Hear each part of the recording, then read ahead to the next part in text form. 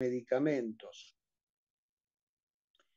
Es muy importante cuando usted recibe en su consultorio a un paciente hipertenso, hacer una anamnesis muy prolija de qué medicamentos toma el paciente, porque hay algunos medicamentos que inducen hipertensión arterial. Empezamos por los glucocorticoides. Los glucocorticoides, si el paciente toma corticoides por alguna enfermedad autoinmune, por ejemplo, los glucocorticoides producen hipertensión más o menos en el 20% de los casos. Esa hipertensión se debe a que todo glucocorticoide tiene cierto efecto mineralocorticoide. Estamos en el capítulo 4 del libro de angiología. Entonces, todo glucocorticoide tiene un efecto mineralocorticoide. Y por ese efecto mineralocorticoide retiene a nivel renal sodio y agua. Y ese aumento del sodio y del agua produce un aumento de la presión. Después tenemos los mineralocorticoides. De los mineralocorticoides se usa la fludrocortisona, ese es un mineralocorticoide que se usa, la fludrocortisona. Se usa sobre todo para el tratamiento de los pacientes con enfermedad de Addison, que es la insuficiencia suprarrenal. Si usted le da dosis muy altas, también la fluorhidrocortisona retiene sodio y agua y el paciente se puede poner hipertenso. Hay una sustancia que puede dar hipertensión, que es el regaliz. El regaliz, acá en la Argentina, todos ustedes deben haber comido regaliz, porque el regaliz son los caramelos media hora, que son espantosos, a mí no me gusta para nada, pero hay mucha gente que les encanta esos caramelos media hora, son un espanto. Están hechos con regaliz. Y los italianos los italianos hacen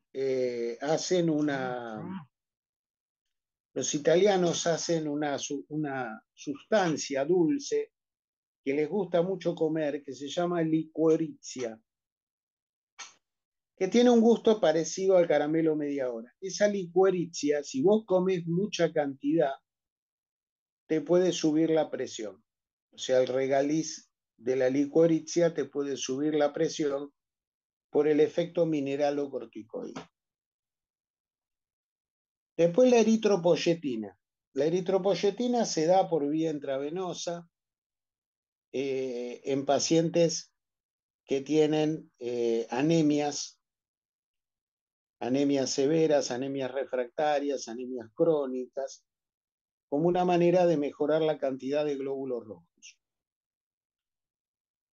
En general, lo que se produce es un aumento del hematocrito, y ese aumento del hematocrito va asociado a una hipertensión que se presenta en un 30 o un 35% de los casos. Se produce porque la droga provoca aumento de la resistencia periférica. Si usted tiene hipertensión por la eritropoyetina, puede suspender la droga o reducir la dosis. Puede darle al paciente, si la tiene que seguir tomando, le puede dar al paciente bloqueantes de los canales de calcio o bloqueantes alfa-adrenérgicos, como la alfa-metildopa.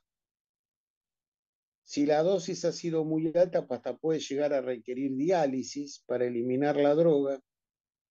Y a veces se le puede sacar 500 centímetros cúbicos de sangre como una manera de bajar la poliglobulia que le produjo la eritropoyetina, o sea, volverlo a poner un poquito anémico.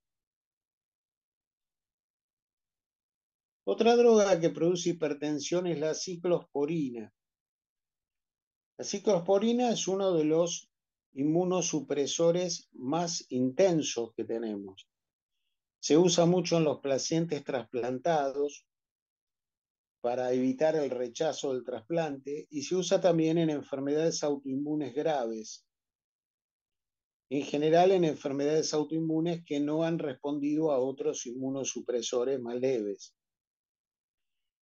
La ciclosporina produce una intensa vasoconstricción de la arteriola aferente renal y va a producir con el correr del tiempo cierto grado de nefroesclerosis. Y es por esa razón que puede dar hipertensión. Si usted tiene hipertensión provocada por la ciclosporina, tiene que o bajar la dosis o cambiarle el inmunosupresor por otro que no produzca hipertensión. Y si el paciente tiene que recibirla sí o sí, bueno, se la puede combinar con bloqueantes cálcicos o con la betalol para controlar, digamos, su efecto hipertensivo. Después tenemos las drogas que estimulan el sistema simpático. El primer grupo son los simpático-miméticos que están en las gotas nasales. Hay pacientes que son adictos a las gotas nasales. Ayer atendí a un paciente que me decía, yo soy adicto a las gotas nasales. Esos pacientes que son adictos a las gotas nasales están todo el día metiéndose gotas nasales, pero esas gotas nasales tienen sustancias adrenérgicas vasoconstrictoras y eso puede subir la presión. También los pacientes que abusan de sustancias anorexígenas, las sustancias anorexígenas también tienen drogas como la pseudoefedrina, la efedrina, que son todas drogas simpático-miméticas que producen hipertensión. También hay un derivado de la adrenalina que se llama dipivaliladrenalina, que se usa en gotitas para tratar el glaucoma. Entonces, si usted le da muchas gotitas, el paciente se puede poner hipertenso por la acción de la adrenalina. Hay algunas drogas antidopaminérgicas, por ejemplo, la metroclopramida, que es el Reliberan,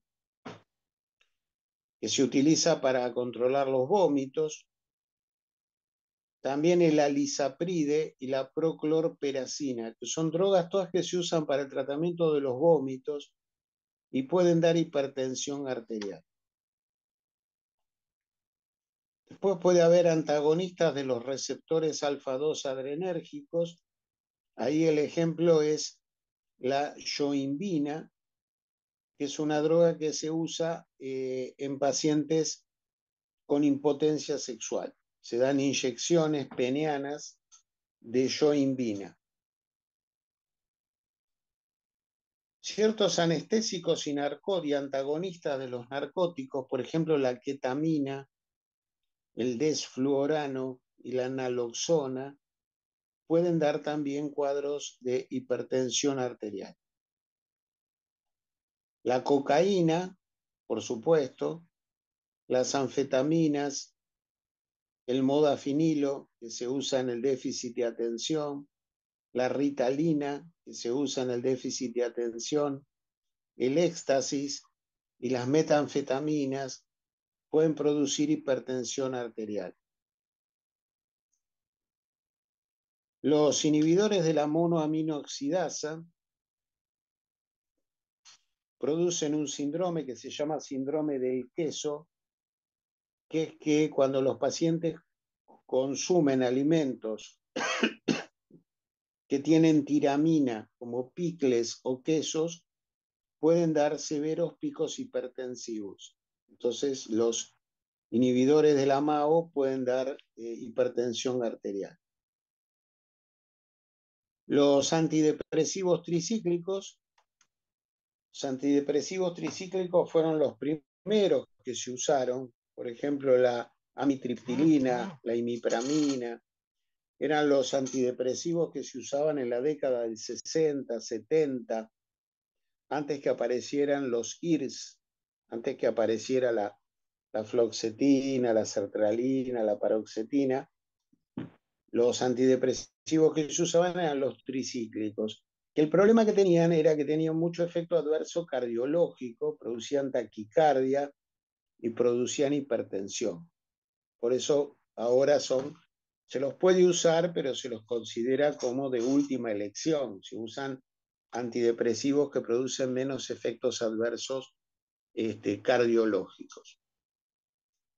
Dentro de hay una droga que se utiliza para el tratamiento de los estados graves de ansiedad, que se llama la buspirona, que también puede producir aumento de la tensión arterial.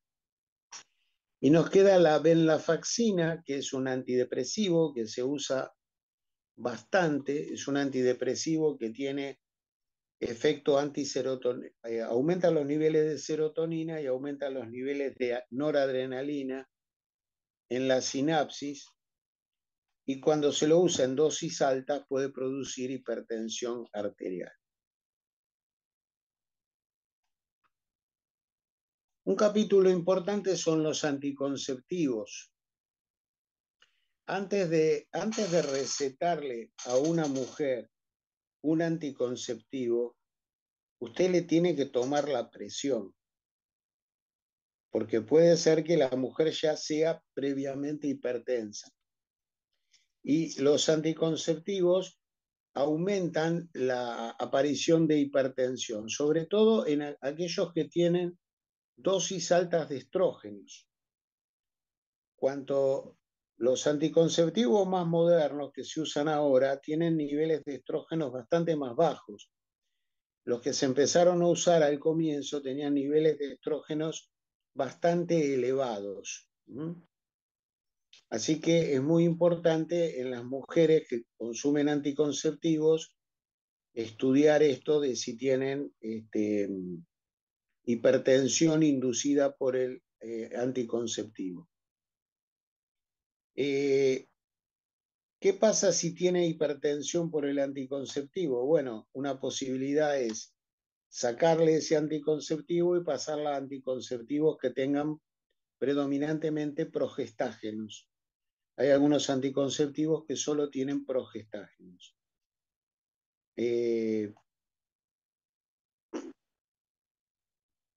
Hay algunos factores predisponentes, por ejemplo, mujeres de más de 35 años, obesas, diabéticas, de raza negra, con historia de hipertensión durante el embarazo o con enfermedad o insuficiencia renal. Esas son las que más comúnmente tienen problemas con los estrógenos. Así que bueno, estas son las drogas que hay que tener cuidado, básicamente porque pueden provocar hipertensión secundaria. O sea que usted tiene que preguntarle al paciente. No me canso de decirlo, ¿eh? Usted le tiene que preguntar, dígame todas las medicaciones que usted toma, para qué las toma. ¿Usted toma algún preparado homeopático, alguna medicación naturista, alguna medicación de medicina china? O sea, siempre interrogar, preguntar si toma droga de adicción, preguntar si toma droga de adicción. Pero hacer una muy buena anamnesis, porque a lo mejor el tipo está hipertenso porque usa gotas para la nariz y eso lo pone hipertenso.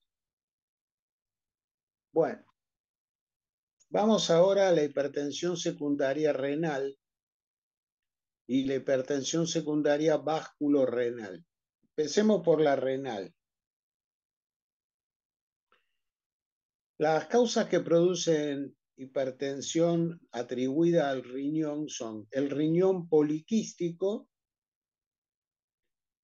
El riñón poliquístico es una enfermedad genética de los riñones que afecta a veces también al hígado, y son pacientes que tienen riñones de enorme tamaño, llenos de quistes, y estos pacientes desarrollan insuficiencia renal con hipertensión.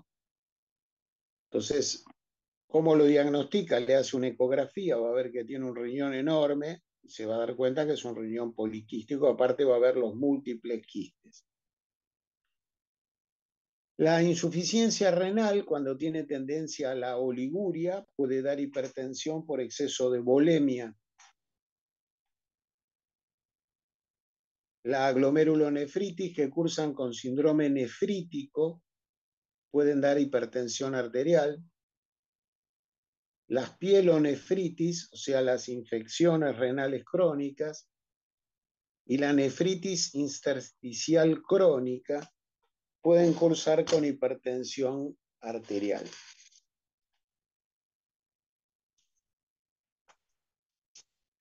El problema es que si usted tiene una enfermedad renal previa, la hipertensión le agrava la enfermedad renal que usted ya tiene de base. O sea que la hipertensión se comporta como un fenómeno de mayor deterioro de su propia función renal.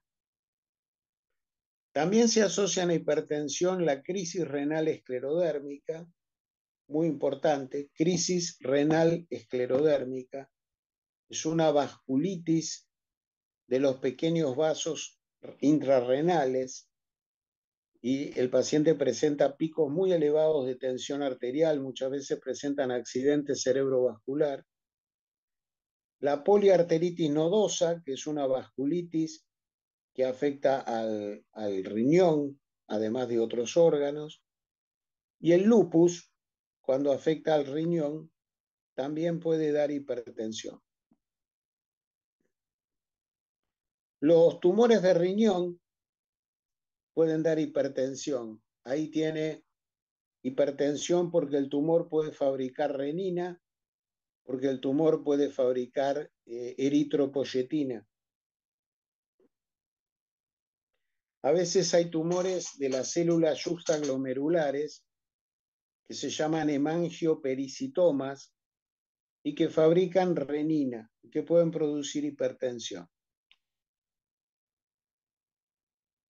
Se ha llamado riñón de Page, de Page, a toda compresión extrínseca del riñón que produce activación del sistema renina-angiotensina-aldosterona y produce hipertensión arterial. Eso ha sido descrito sobre todo por hematomas adentro del riñón o hematomas en el retroperitoneo.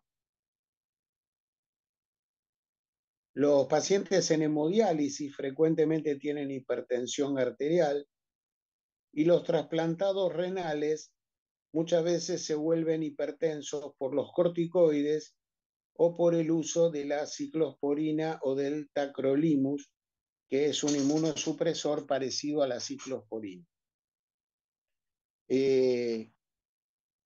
Así que estas serían las causas renales de hipertensión arterial. Vamos a la hipertensión renovascular.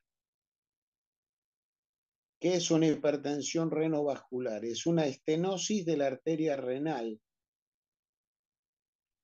Es una estenosis en general severa. Es responsable entre el 3 al 5% de las hipertensiones secundarias y puede tener tres tipos de causas. La causa más común, 90% de los casos, es en pacientes añosos, mayores de 60 años, en general varones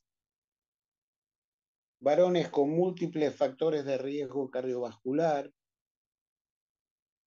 y se produce por una estenosis de la arteria renal por un ateroma. El 10% de los casos puede ocurrir por una rara enfermedad que se llama displasia fibromuscular. Es un engrosamiento fibroso o fibromuscular que afecta a la arteria. Es más común en pacientes jóvenes, predominio de menores de 30 años, predominio de sexo femenino, muchas veces es bilateral y se puede asociar a una tosis renal, o sea, un riñón que está caído con respecto de su posición habitual, y puede afectar también, puede haber displasia asociada de carótidas y de coronarias. Esta es la displasia fibromuscular. Yo vi uno o dos casos de esto. Y después hay enfermedades raras, como algunas vasculitis, la arteritis de Takayasu, la panarteritis nodosa, cánceres renales o adrenales y la disección de la arteria renal en general en un Marfan o en un Ehlers-Danlos. Esas son las causas de la hipertensión renovascular. ¿Qué cosas me tiene que llamar la atención? Bueno, es una hipertensión o en gente muy joven o en gente muy añosa. Más de 60 o menos de 30. Ya eso te tiene que llamar la atención. Te tiene que llamar la atención que cuando le revisas el abdomen con el estetoscopio, vas a escuchar un soplo en el abdomen, del lado donde está la estenosis, puede ser del riñón derecho o del riñón izquierdo. A veces se comporta como una hipertensión refractaria al tratamiento. O sea, es una hipertensión muy difícil de controlar. Usted le pone medicaciones y no la puede controlar. Y a veces hasta llega a ser casi una hipertensión maligna. Eso es otra cosa que le tiene que llamar la atención. Es una hipertensión en un paciente que tiene aterosclerosis en otros territorios vasculares. Puede tener riñones de menor tamaño en la ecografía y cierto grado de insuficiencia renal. Por la severa hipertensión pueden dar insuficiencia cardíaca y pueden aparecer edemas agudos de pulmón en pocos minutos, lo que se llama edemas pulmonares tipo relámpago. Edemas pulmonares tipo relámpago. A veces, si están afectados ambos riñones y usted le da inhibidores de la enzima convertidora, se puede deteriorar mucho la función renal, pero eso solo si tienen la enfermedad bilateral. Entonces, usted se va a encontrar con un paciente con hipertensión, usted le pide la urea y la creatinina, van a estar alteradas para tener un problema renal.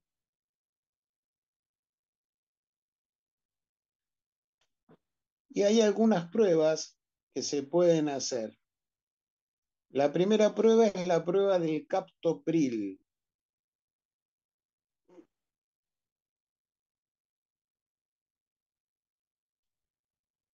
El riñón isquémico, como tiene poca perfusión, fabrica mucha cantidad de renina. Entonces usted le puede medir la actividad renínica del plasma en condiciones basales y le puede medir la actividad renínica del plasma después de darle captopril. Si la actividad renínica del plasma aumenta 1,5 o más veces más que la basal, eso es un índice de que tiene probablemente una estenosis de la arteria renal. Y lo mismo si la actividad renínica del plasma post-captopril es mayor a 12 nanogramos por mililitro por hora. O sea que la administración del captopril y medir la actividad renínica le da a usted un índice de sospecha. Sin embargo, esta prueba no es tan específica, tiene una especificidad entre un 70% y un 100%. Se usa más el radiorenograma. El radiorenograma se le da un radioisótopo, que es el DTPA. Es un radioisótopo sensibilizado con la administración de captopril y se coloca al paciente en el centellógrafo y se ve cómo elimina el captopril el riñón que está sano y cómo elimina el captopril el riñón que está enfermo. Y lo que se va a ver es que el riñón enfermo tiene mucha menor excreción del radioisótopo, tarda mucho más en eliminar el radioisótopo. Esa diferencia le está diciendo que hay uno de los dos riñones que tiene una estenosis de la arteria renal. El ecodoppler es muy útil, pero tiene que ser hecho por un ecografista experimentado. Alguien que haya hecho unos cuantos estudios de esto y sepa tiene una alta sensibilidad, 90%, y una alta especificidad, 95%. El ecodoppler de la arteria renal entonces es muy útil. La angioresonancia, la angioresonancia magnética nuclear también es una prueba muy útil para diagnosticar esta afección con una sensibilidad y especificidad cercana al 100%. Y finalmente la arteriografía. Pero la arteriografía tiene un problema, que en la arteriografía se usa contraste intravenoso y ese contraste intravenoso puede deteriorar la función renal. Por eso no se la usa tanto. Entonces se usa sobre todo el ecodoppler, la angioresonancia y el radiorenograma. Esas tres cosas son las cosas que más se utilizan. ¿Cómo se trata esta hipertensión vasculorenal? Si tiene tapada una sola de las renales, el tratamiento de elección son los inhibidores de la enzima convertidora de angiotensina. Y se pueden asociar a antagonistas cálcicos. Si la estenosis es bilateral o tiene un solo riñón y en el solo riñón que tiene estenosada la arteria, ahí está contraindicado usar inhibidores de la enzima convertidora.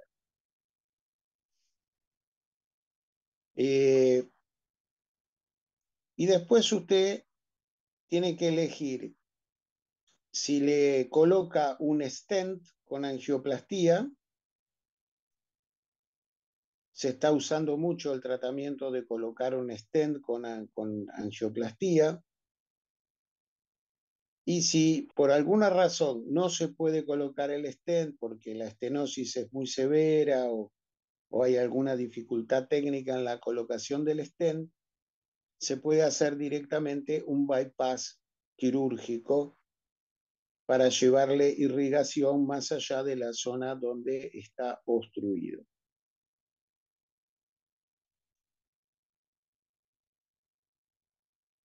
Entonces, esta es la hipertensión vasculorenal. Yo he visto casos ateroscleróticos y he visto casos por fibrodisplasia. Son pacientes hipertensos con soplo en el abdomen, con hipertensiones muy severas, de difícil control. Y usted lo tiene que estudiar. Le pide el ecodoppler de la arteria renal, el radiorenograma, la angioresonancia. Con esos tres estudios en general ya usted lo certifica, lo confirma. Y después tiene que hacer el tratamiento farmacológico y el tratamiento definitivo, que es el stent o el bypass. Bueno, ¿alguna pregunta hasta acá? No, doctor. No. No, Vamos, Gil. o sea que de esto se deduce que si uno llega a este diagnóstico de todos los que usted nombró, debería revertir la hipertensión, ¿no? Sí, sí, sí, por eso es hipertensión secundaria. En Ah, perfecto. general, Sí, sí. usted lo trata y la hipertensión revierte. Sin embargo, usted sabe, hizo una buena pregunta usted, porque en el caso de la básculo-renal, se ha visto que no siempre vuelve a las condiciones basales. A veces usted lo trata, le pone el stent, le hace el bypass y todo, pero el paciente después continúa hipertenso. Eso se ha visto. O sea que en este caso la reversión no es del 100%, será del 80%, ponerlo del 70%. ¿Mm? Bueno, vamos a las causas endocrinas de hipertensión secundaria. La primera causa endocrina es el hiperaldosteronismo primario, llamado síndrome de Cohn, con dos Ns, síndrome de Cohn. ¿Qué es esto del hiperaldosteronismo primario? Hay dos causas. Que el paciente tenga un adenoma de la suprarrenal que fabrica aldosterona Eso es el 75% de los casos. Y en 25% de los casos que tenga una hiperplasia suprarrenal. Si tiene una hiperplasia es más complicado, porque la hiperplasia no se ve en las imágenes. El adenoma se ve en las imágenes, la hiperplasia no. Entonces, ese 25% que tiene hiperplasia nos genera bastantes dificultades diagnósticas. Es una enfermedad más común en mujeres y en gente joven, gente de 30 a 40 años. La aldosterona lo que hace es, a nivel renal, retiene sodio y agua y produce pérdida de potasio. Repito, la aldosterona a nivel renal lo que hace es retiene sodio y agua y produce pérdida de potasio. Como este paciente retiene sodio y agua, se pone hipertenso. Como pierde potasio, es un hipertenso con hipocalemia. De acá la importancia que usted a todo hipertenso, antes de darle ningún tratamiento, usted le pida un dosaje de potasio. Para dosar el potasio, usted le pide un ionograma en sangre. El ionograma en sangre mide el sodio y el potasio. Entonces usted se va a encontrar con un paciente que tiene hipertensión e hipopotasemia. Si usted le hace gases en sangre, la hipopotasemia produce alcalosis metabólica.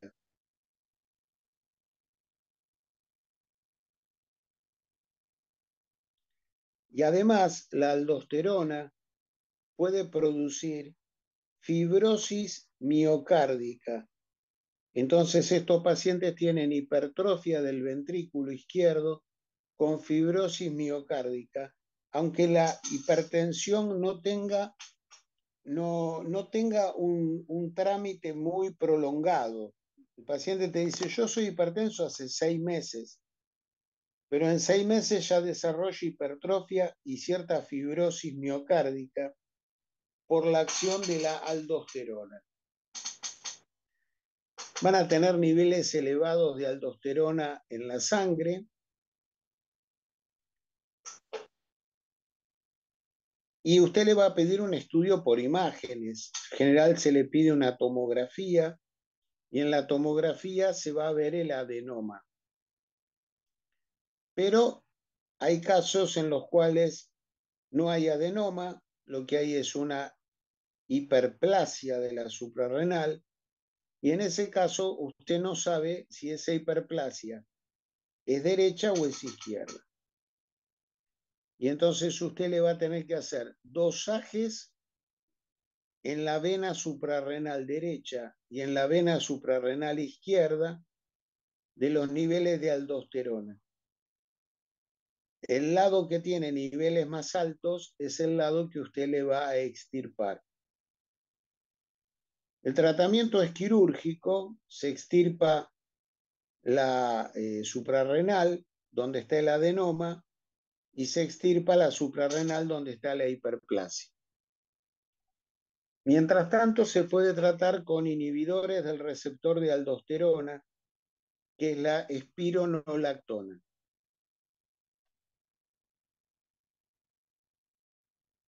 ¿Se entendió el síndrome de Cohn? Ahí me preguntaba por qué da fibrosis. La aldosterona se vio que cuando usted se activa el sistema renina-angiotensina-aldosterona, la aldosterona aparentemente actuaría sobre ciertos receptores del miocardio, estimulando la producción de colágeno en el miocardio. Y eso produce hipertrofia del ventrículo y fibrosis del ventrículo. ¿Mm?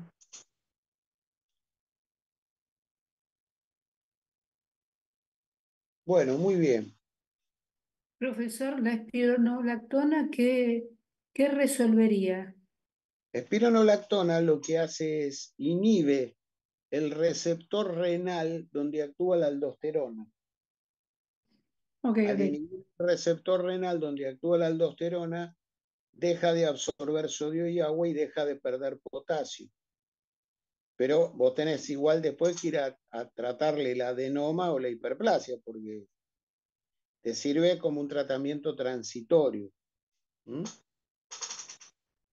Muy bien. Después tenemos el feocromocitoma. El feocromocitoma es una enfermedad rara. Hay más o menos un caso cada 1.000.000 de personas. Es una enfermedad rara. Yo tuve la suerte de ver uno, pero realmente es una enfermedad muy rara. Son tumores que fabrican gran cantidad de adrenalina y de noradrenalina. En el 90% son benignos, 10% son malignos, 90% se ubican en la suprarrenal, solo 10% pueden ubicarse en ganglios simpáticos o en vejiga, y en 10% de los casos pueden ser bilaterales. El feocromocitoma, lo que pasa con el feocromocitoma es que el paciente bruscamente libera a la circulación una gran cantidad de adrenalina y noradrenalina. Entonces, ¿qué le produce eso? Crisis hipertensivas muy severas, frecuentes y acompañados de síntomas adrenérgicos como palpitaciones, taquicardia, palidez, rubicundez facial, piloerección, midriasis, sudoración. O sea, es una verdadera catarata de síntomas adrenérgicos desencadenada por esta brusca liberación de adrenalina y de noradrenalina. El diagnóstico se confirma haciéndole dosaje de catecolaminas, de adrenalina y noradrenalina en el plasma, y en orina se hace dosaje de ácido vainillín-mandélico, que es el metabolito más importante de la adrenalina y de la noradrenalina. Hay que pedirle una tomografía de la glándula suprarrenal para ver la localización del tumor, ya que el 90% se localiza en la médula adrenal.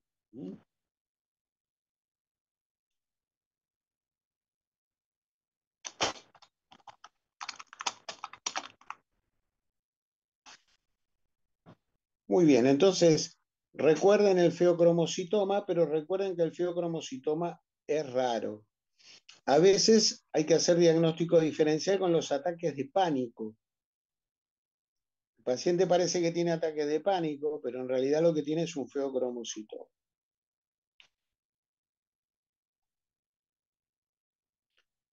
Otra causa endocrina de hipertensión es el síndrome de Cushing. Tienen hipertensión en el 85% de los casos, tienen hipertrofia del ventrículo izquierdo, pueden tener hipertensión nocturna. Se produce porque los corticoides tienen un efecto mineralocorticoide y retienen sodio y agua, y además porque se asocia al Cushing cierta hiperinsulinemia por la obesidad.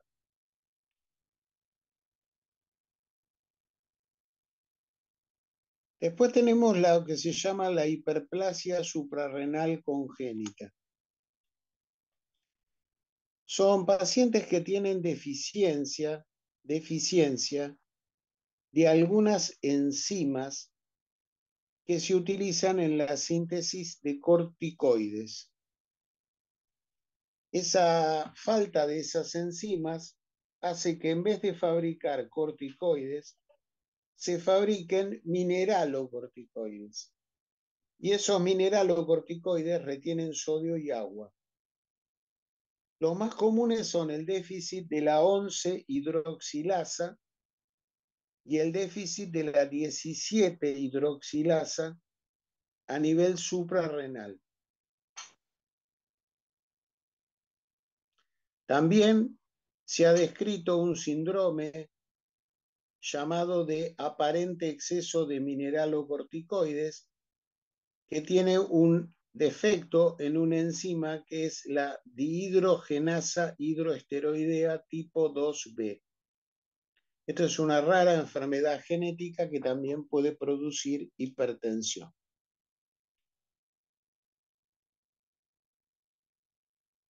La acromegalia tiene hipertensión en el 35% de los casos porque la hormona de crecimiento tiene un efecto hiperglucemiante y produce resistencia periférica a la acción de la insulina.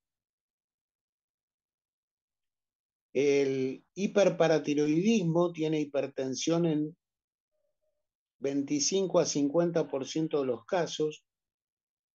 Acá lo importante es pedir la calcemia, son pacientes con calcemias elevadas. La causa sería el exceso de calcio en la pared vascular. La acromegalia, por supuesto, es un tumor de la hipófisis. Usted le puede pedir una tomografía de hipófisis para ver el tumor que produce la acromegalia. El hipotiroidismo, el 30% de los casos tiene hipertensión.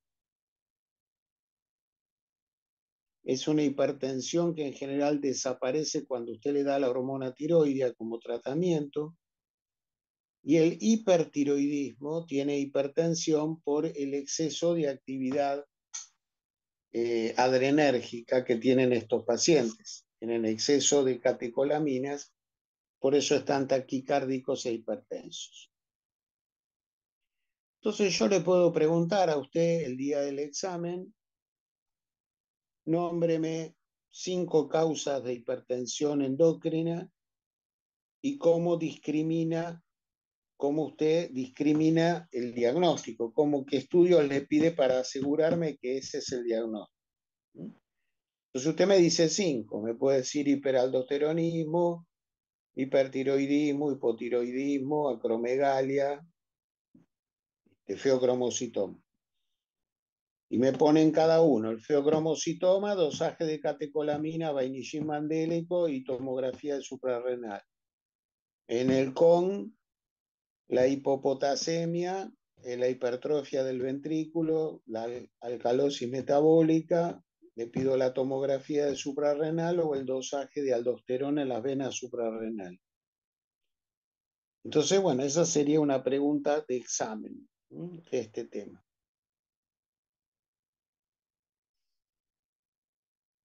Después nos queda un capítulo que es muy interesante. Yo no sé si dejarlo acá o ponerlo en el capítulo de cosas raras, pero bueno, siempre lo dejé acá, que son causas secundarias raras de hipertensión.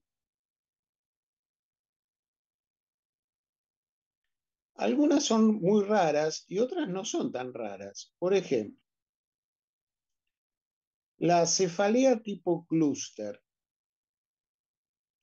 también llamada cefalea en racimos. Es una cefalea que vamos a estudiar cuando veamos la parte de neurología. Es una cefalea en varones de más de 45 años. Suele tener episodios de cefalea durante la noche. Son muy intensos, con gran liberación de histamina. Tienen congestión nasal, lacrimeo y se pueden asociar a cuadros diarreicos. Estos pacientes, por la histamina, tienen una gran vasodilatación y esa vasodilatación produce como una respuesta compensadora simpática. Por esa respuesta compensadora simpática, 2/3 de estos pacientes son hipertensos. 2/3 de los que tienen cefalea tipo clúster son hipertensos. Después tenemos los tumores de la fosa posterior del cerebro. Esos tumores de la fosa posterior pueden comprimir los centros vasomotores del tronco, producir hipertensión. Los tumores de los plexos coroideos cerebrales pueden producir hipertensión. Hay una epilepsia que se caracteriza por tener como manifestaciones solamente sintomatología autonómica. Se llama epilepsia autonómica y se diagnostica haciéndole un electroencefalograma. Cualquier patología que comprima la zona ventral y lateral del bulbo. La hiperreflexia autonómica es un cuadro muy raro que se ve en pacientes parapléjicos o cuadriplégicos que cuando se manipula la vejiga, el recto o la uretra, reaccionan con un episodio de descarga simpática, que produce hipertensión. Las crisis Doctor, de... Sí, ¿puedo agregar algo? No sé si tiene que ver. Yo trabajo en Fleni y hay pacientes de lesionados medulares que cuando tienen hiperreflexia lo manifiestan con como rubicundez en la cara, parte del tórax, taquicardia. sí, Entonces sí. automáticamente hay que hacerle Rubi- un cateterismo vesical para evacuar y eliminar esa... Sí, bueno, es eso, es ese cuadro, justamente es eso que vos acabas de decir. Produce hipertensión, rubor facial, sudoración profusa y pueden tener bradicardias reflejas. Es ese cuadro que vos acabas de decir. Las crisis de tétanos, las crisis tetánicas, el tétanos afecta al sistema simpático y puede dar las crisis tetánicas picos de presión arterial. Lo mismo el Guillain-Barré. El Guillain-Barré puede afectar el sistema autonómico y puede dar crisis de hipertensión. La porfiria intermitente aguda es una rara enfermedad de las porfirinas que tiene hipertensión arterial, puede hacer crisis hipertensivas. Yo tuve la suerte de diagnosticar una porfiria, que es un diagnóstico muy difícil de hacer, y le hice el diagnóstico a una paciente, a la sobrina de Graciela, la Bedel de la facultad, le diagnostiqué una porfiria. Un cuadro muy difícil de diagnosticar. El síndrome de Riley-Day, el síndrome de Riley-Day es un cuadro muy raro, se ve en chicos judíos, hay 150 casos en el mundo, es una enfermedad recesiva que heredan de ambos padres y se produce una disautonomía, o sea, funciona mal el sistema autónomo y pueden pasar bruscamente de cuadros de hipertensión a cuadros de hipotensión.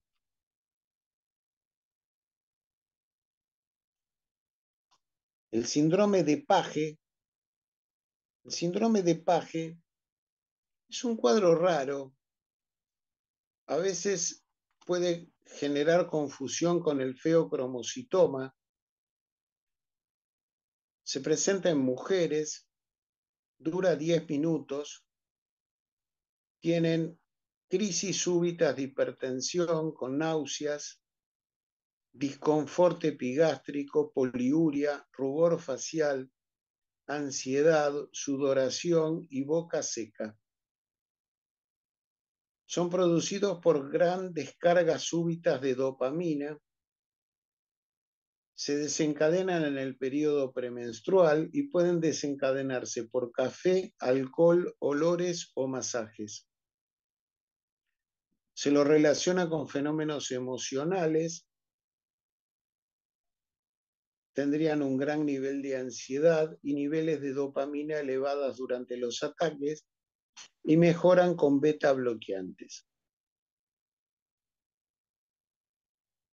El síndrome de Liddle es un trastorno genético donde hay un aumento de la reabsorción de sodio en el túbulo distal, es autosómico y dominante.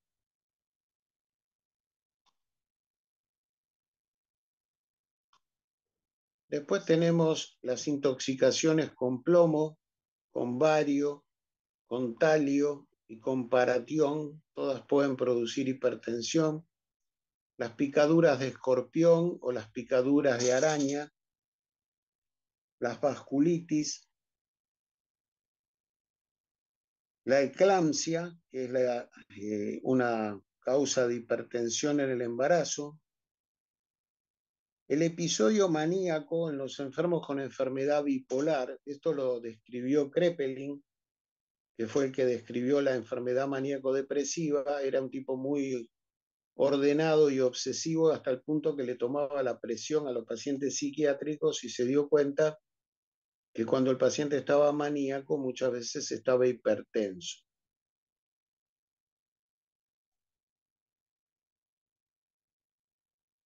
Y después nos queda otro cuadro raro que es el síndrome de la aorta media. Son pacientes que tienen lesiones fibróticas en la parte media de la aorta, cerca del nacimiento de la arteria renal, del tronco celíaco o de la arteria mesentérica. Tienen hipertensión arterial, ángulo intestinal y claudicación de los miembros inferiores. Los pulsos de los miembros inferiores están disminuidos, se lo confirma con angioresonancia y hay más o menos en el mundo descritos unos 200 casos. Así que bueno, tenemos estas causas raras de hipertensión. ¿Son raras? A ver, eclampsia he visto, manía he visto, vasculitis he visto, intoxicación con plomo y con talio he visto. Riley-Day vi un caso. Porfiria vi. Guillain-Barré vi. Tétanos vi. Cefaleas tipo clúster vi. O sea que, sí, son causas raras, pero guarda que de todas estas causas raras, 8 o 9 vi. O sea que no es que no se ven nunca. Yo tengo 40 años de médico y vi 7, 8 de estas. Aorta media nunca vi, picadura de escorpión y de araña nunca vi, Lidl nunca vi, Paje nunca vi. La hiperreflexia autonómica, ahí el compañero nos dice que él la vio al trabajar él con esos pacientes. Así que bueno, son causas raras, pero tienen que saber que existen. Nos queda dentro de las causas también de hipertensión una malformación congénita que es la coartación de la aorta, capítulo 8. La coartación de la aorta debe ser sospechada en todo niño, adolescente o adulto joven que tiene una hipertensión arterial muy severa y tiene presión arterial muy alta en los miembros superiores y presión arterial muy baja en los miembros inferiores. Usted me dirá, ¿y cómo le mido la presión en los miembros inferiores? Bueno, hay que tener un manguito especial, se coloca el manguito en el muslo y se mide la presión en el hueco popliteo. Se puede asociar a lipotimias y síncopes, pueden tener dolor torácico, cefaleas, sangrados sanguíneos reiterados. Los miembros inferiores están fríos y pueden claudicar cuando el paciente intenta hacer ejercicio. Si usted le escucha la espalda, puede encontrarle un soplo en la espalda, en la zona donde está ocluida la aorta. En la radiografía de tórax se ven en las costillas ciertas muescas en la parte inferior de las costillas, porque la sangre que no puede ir por la aorta trata de ir hacia la parte inferior a través de las arterias intercostales. En el callado aórtico usted puede ver una imagen que simula un número 3 en el callado aórtico. Muchas veces tienen una válvula aórtica bicúspide y usted con el Doppler puede detectar que tiene una obstrucción al flujo en la aorta descendente. La angioresonancia nos permite ver la zona estenosada y el tratamiento hoy en día se lo trata con angioplastía, con colocación de un stent. A veces pueden requerir cirugías. Un 25% pueden desarrollar hipertensión a posteriori en la vida, por lo cual requieren controles. Así que esa es la coartación de la aorta, que es una causa de hipertensión en pacientes jóvenes, en niños, adolescentes y jóvenes.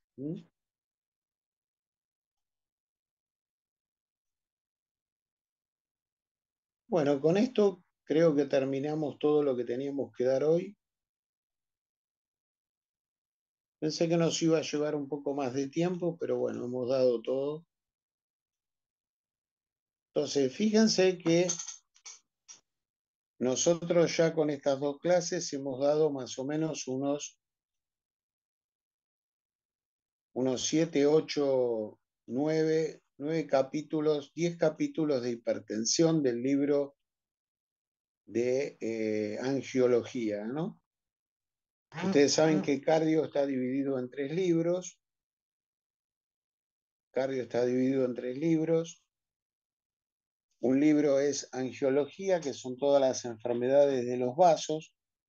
Ahí están las enfermedades de la aorta, las enfermedades de otros vasos sanguíneos, de venas, de linfáticos y también la hipertensión arterial como enfermedad vascular. Entonces ya hemos visto todas las valvulopatías, hemos visto prácticamente casi todo lo de hipertensión. Nos faltaban los diuréticos. por eso no teníamos tiempo. Nos faltan los diuréticos. Vamos a arrancar con los diuréticos. Cuando usted tiene que elegir, usted le va a dar un tratamiento farmacológico a un paciente con hipertensión. Usted puede elegir dentro de 5 grupos. Le puede dar diuréticos, le puede dar bloqueantes cálcicos, le puede dar inhibidores de la enzima convertidora,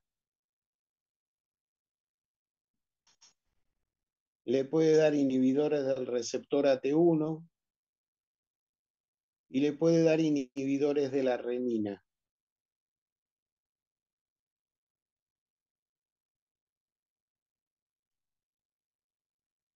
Esas son las drogas con las que usted puede comenzar el tratamiento. Un párrafo quiero dedicar, bueno, vamos a empezar directo con los diuréticos. Los beta bloqueantes después hablarán ustedes en la clase presencial. Los diuréticos que se usan en el manejo de la hipertensión fundamentalmente son 2, la hidroclorotiazida. En algunos países se usa la clortalidona, acá prácticamente no se la usa, y se puede usar la indapamida. ¿Cómo actúan estas tiazidas?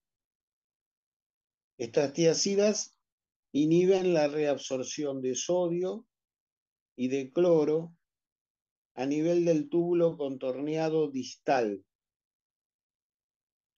inhibiendo a un cotransportador sodio-cloro, compitiendo por el sitio de unión del cloro.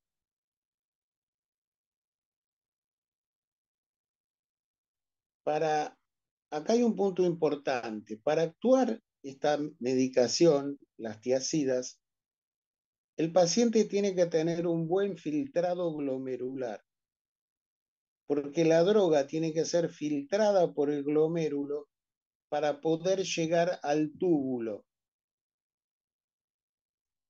Si el paciente tiene creatininas mayores de 3, no se pueden usar tiazidas.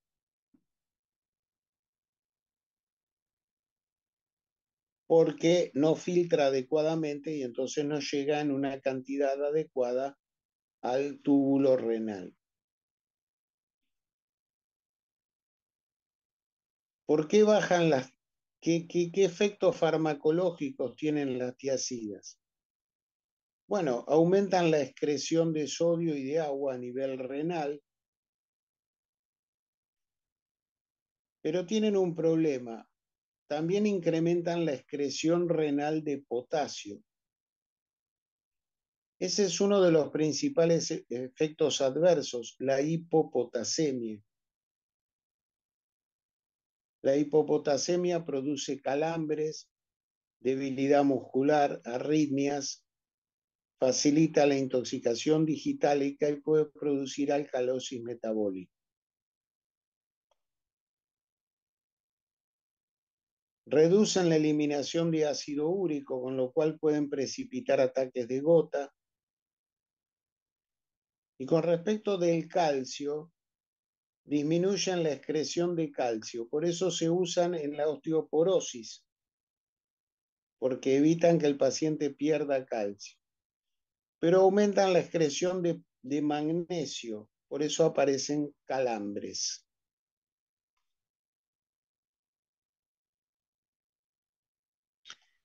Hay algunas cosas interesantes con las tiazidas. Las tiazidas tienen una ventaja, son drogas muy baratas, lo cual no es poco si usted tiene una hipertensión, que es una enfermedad crónica.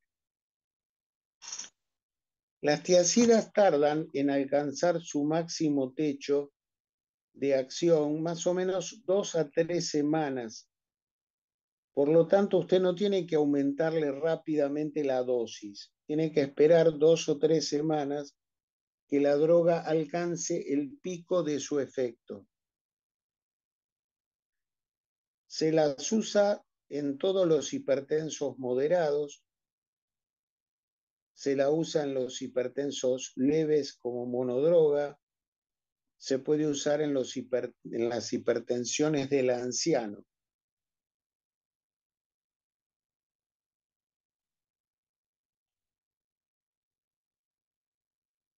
¿Cuáles son los efectos adversos más importantes? La hipopotasemia. La hipopotasemia es el efecto más importante. Entonces, ¿qué se inventó? Acá les pido por favor que presten atención porque esto es un tema importante y quiero que quede bien entendido. Cuando usted utiliza hidroclorotiazida como monodroga sola, la hidroclorotiazida se asocia a una droga que se llama amiloride. El amiloride es un diurético que ahorra potasio, o sea que antagoniza el efecto hipopotasémico que tiene la hidroclorotiazida. La hidroclorotiazida amiloride pura en el comercio se conoce con el nombre de Diurex. Vienen comprimidos de 25 y comprimidos de 50 miligramos. Diurex. Ahora bien, cuando usted usa hidroclorotiazida en un hipertenso moderado que ya está medicado con inhibidores de la enzima convertidora o que está ya tratado con inhibidores del receptor AT1 de la angiotensina, estas drogas, los IECA y los inhibidores AT1, retienen potasio. Entonces, cuando usted la administra asociada a estas drogas, no necesita que tenga amiloride. Me equivoqué, miren, cometí un error. La droga que tiene la amiloride no se llama Diurex. Diurex es la que no tiene la amiloride. La que tiene la amiloride se llama Moduretic. Moduretic. Y vienen comprimidos de 50 miligramos. El Diurex Viene de 25 y 50 y tiene solo hidroclorotiazida, no tiene amiloride. Y es la que se debe usar cuando usted utiliza inhibidores de la enzima convertidora o inhibidores AT1 en hipertensos moderados. Vamos de vuelta, repito todo de nuevo. Si usted usa hidroclorotiazida como monodroga sin ninguna otra asociación, tiene que usar hidroclorotiazida amiloride. ¿Para qué? Para contrarrestar la hipopotasemia que produce la hidroclorotiazida. El nombre comercial es el Moduretic, viene de 50 miligramos. Si en cambio usted la usa en pacientes que toman inhibidores de la enzima convertidora, como el Alapril, o en pacientes con inhibidores AT1, como el Losartán, estas drogas per se retienen potasio. Como estas drogas per se retienen potasio, ahí usted la tiene que dar pura. El nombre comercial de la hidroclorotiazida pura es el Durex, de 25 y de 50 miligramos. ¿Quedó claro esto? ¿Se entendió? ¿Hay alguna duda? ¿Qué tal, doctor? Buenas tardes. Tengo una consulta para hacerle. Los diuréticos son de primera línea para la hipertensión, pero son los Sí. que tienen algún problema cardiológico, porque al ser de primera línea es bastante tedioso, debe ser el tema porque aumenta la diuresis, ¿no? Obviamente, para el paciente. No, pero no es muy molesto. La verdad que no es muy molesto. Hay que dárselo durante el día, a la mañana. Se toma a la mañana. Entonces aumenta la diuresis, pero aumenta la diuresis durante el día. Lo que no hay que dárselo nunca es a la noche, porque si no el tipo se tiene que levantar a orinar. Pero en general se lo tolera bastante bien eso. No es una cosa que el paciente te diga que es muy molesta. Lo que vamos a ver sí que estos diuréticos tienen bastantes efectos colaterales y que Sí, entonces, yo lo tenía asociado más a una con falla cardíaca que aumenta la volemia, etcétera, ¿no? No, no, no. bueno, eso es el uso de los diuréticos en pacientes con insuficiencia cardíaca, que los vamos a ver cuando veamos insuficiencia cardíaca. Eso es otro tema. Ahora estamos hablando de hipertensión. No, sí, sí. Yo los tenía asociados con ese tema. No sabía que se podía dar monodroga Sí, para sí, la hipertensión. sí, se puede dar y se da, por ejemplo, en la hipertensión del anciano, por ejemplo, o en hipertensos leves, o en un hipertenso que no tiene mucha guita y vos sabés que el diurético es barato.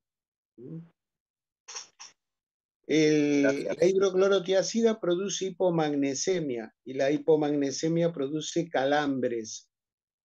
A veces es necesario agregarle o asociarle sales de magnesio. Se usa total magnesiano en general y se le agrega total magnesiano para suplementar el magnesio. Otro problema que tiene la hidroclorotiazida que da hiperglucemia. Esa hiperglucemia tiene que ver con que la hipopotasemia disminuye la producción de insulina. Cuando usted tiene el potasio bajo, disminuye la producción de insulina. Entonces, por esa disminución de la producción de insulina, puede tener hiperglucemia, lo cual hace que si el paciente es diabético, no está bueno que use diuréticos, porque te va a aumentar más la glucosa. También aumenta el ácido úrico, lo que puede producir gota si el paciente tiene antecedentes gotosos.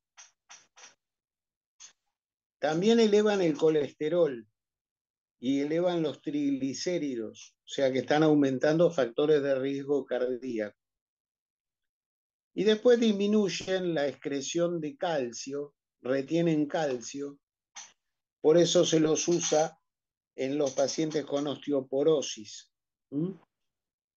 Otro efecto adverso pueden producir impotencia sexual y pérdida de la libido cuando se los usa en dosis altas, y a veces pueden producir hiponatremia y deshidratación.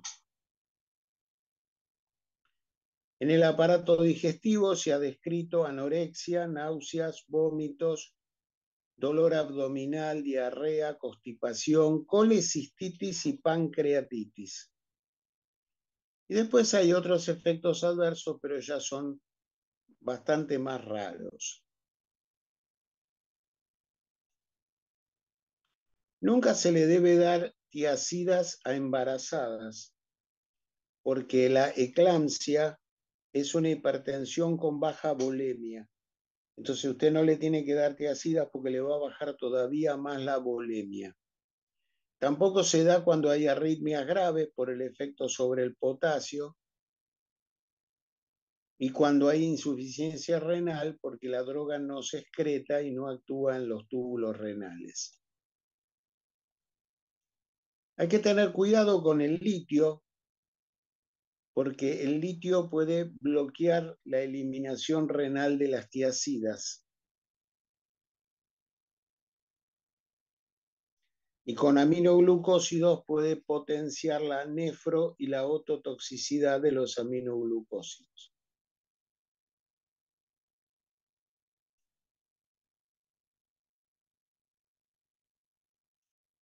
¿Qué es la indapamida? La indapamida es un diurético que viene en comprimidos de 2,5 miligramos. Se utiliza una dosis diaria de más o menos 5 miligramos. Tiene una característica, además de tener un efecto diurético, tiene un efecto vasodilatador. Es una droga vasodilatadora. Y además tendría cierto efecto antioxidante.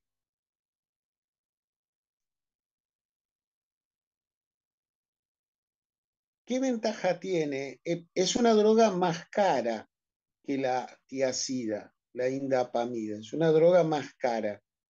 ¿Pero qué ventaja tiene? Tiene algunas ventajas. No aumenta la glucemia, no interfiere con los lípidos, no interfiere con el magnesio. Puede sí aumentar el ácido úrico, aumenta la retención de calcio, puede dar hipopotasemia, pero en general mucho más leve y solamente dura algunos meses. Si usted le da AINES, simultáneamente los AINES pueden bloquear su eficacia antihipertensiva.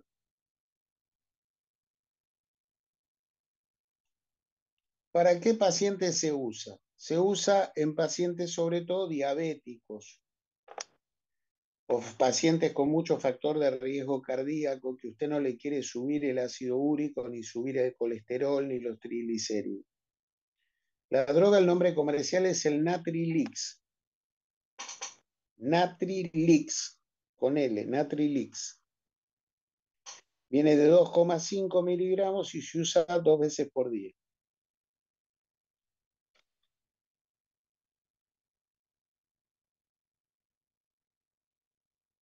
Nos queda otro diurético que en general es bastante conocido, que es la furosemida. La furosemida es un diurético muy potente que actúa en el asa de Henle y es un diurético que es tan potente que puede dar hipovolemia, deshidratación, hiponatremia, hipotensión, hipopotasemia, disminuye los niveles de calcio, de hipocalcemia. De hecho, cuando hay calcemias elevadas se tratan con furosemida. La furosemida no se usa en la hipertensión porque es un diurético demasiado potente. En el único caso que usted puede usar furosemida en la hipertensión es si el paciente tiene una insuficiencia renal con creatininas mayores de 3, porque en ese caso no van a actuar las tiazidas, pero la furosemida conserva cierto efecto. En ese caso la va a tener que usar a dosis bajas. El nombre comercial es el Lasix, viene de 40 miligramos y se usa medio comprimido por día.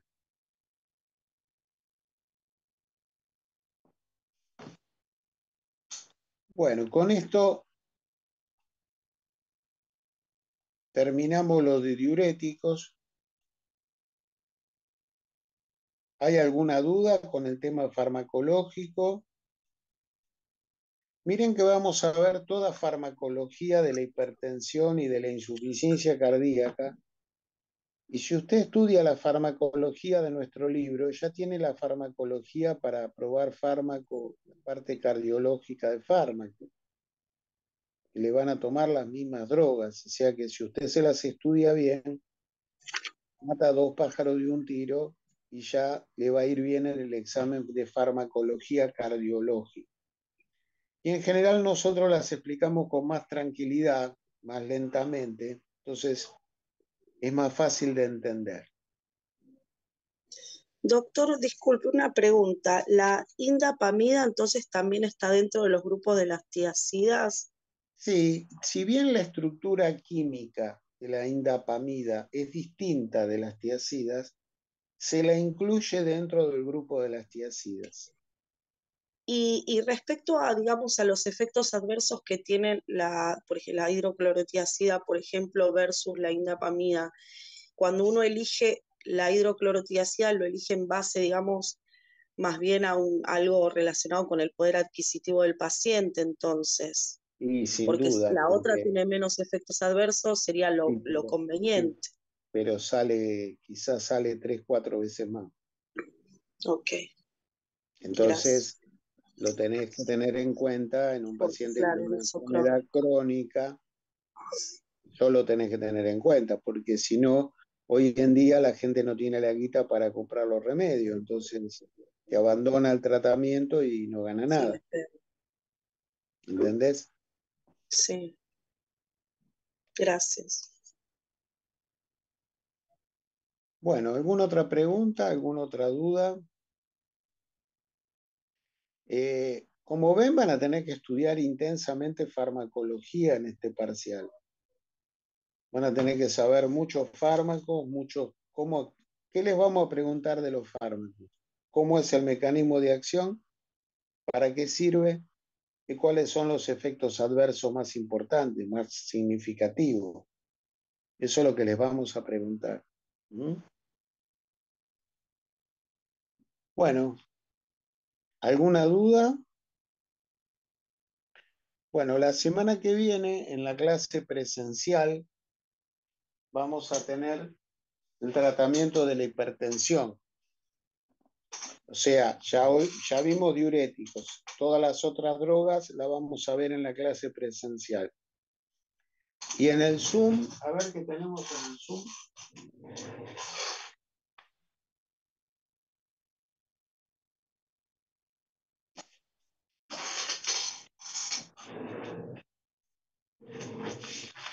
A ver, en el Zoom.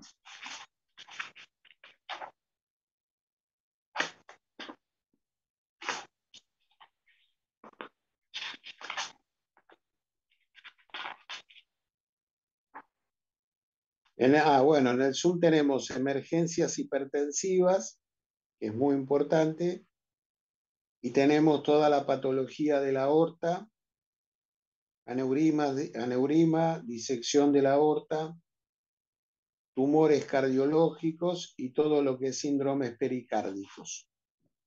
Así que tenemos temas también bastante relevantes. Con respecto de las notas de Neumo, todavía no las pasé porque todavía hay 3 comisiones que se están corrigiendo escritos. Ni bien tenga todas las notas, yo calculo que ya el lunes que viene, a mitad de la semana que viene, yo puse como fecha tope el 30, así que a mitad de la semana que viene ya voy a publicar todas las notas. Si ahí hay alguno que tiene alguna discrepancia con las notas o alguna cosa, me escribe, me manda un mail y yo reviso. Yo estoy como una especie de instancia revisora. ¿Está? Bueno, que tengan lindo finde, estudien mucho, miren que la noche se viene rápido y esto es mucho más largo que Neumo, ¿eh? Esto es mucho más largo que Neumo. Pero a mí me parece que es más largo, pero es más lindo, más interesante el ganador. Parece que es bastante más interesante. Bueno, ahí hay un perro que quiere estudiar medicina. Chao.